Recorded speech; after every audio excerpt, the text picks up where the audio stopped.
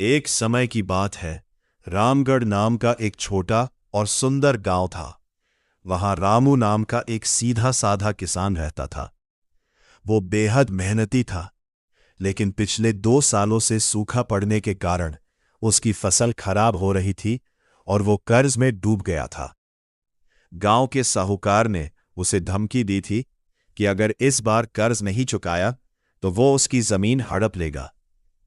निराश रामू एक दिन पीपल के पेड़ के नीचे बैठा था। तभी वहां से गांव के सबसे बुजुर्ग और समझदार व्यक्ति दादाजी गुजरे।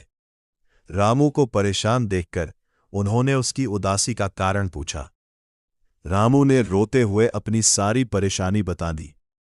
दादाजी मुस्कुराए और बोले, बेटा, संकट के समय रोने से नहीं, सूझबूझ से काम लिया जाता है।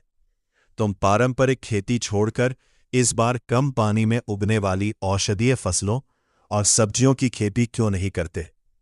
मैंने शहर में देखा है, इनकी मांग बहुत है।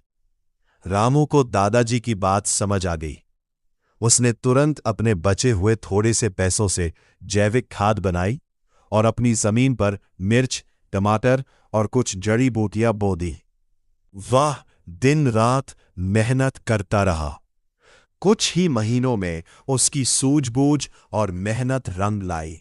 जहां पूरे गांव के खेत सूखे पड़े थे, वहीं रामू का खेत हरी भरी फसलों से लहलहा रहा था। उसने अपनी फसल को शहर की मंडी में अच्छे दामों पर बेचा। मुनाफे के पैसों से रामू ने न सिर्फ साहूकार का पूरा कर्ज चुकाया, बल्कि अपनी जमीन भी बचा ली। इस कहानी से हमें ये सीख मिलती है कि मुश्किल समय में हिम्मत हारने के बजाय सही सलाह और सही दिशा में की गई मेहनत ही सफलता की कुंजी है। अगर हमारे वीडियो अच्छी लगी हो तो कमेंट करें, सब्सक्राइब करें। Thanks for watching.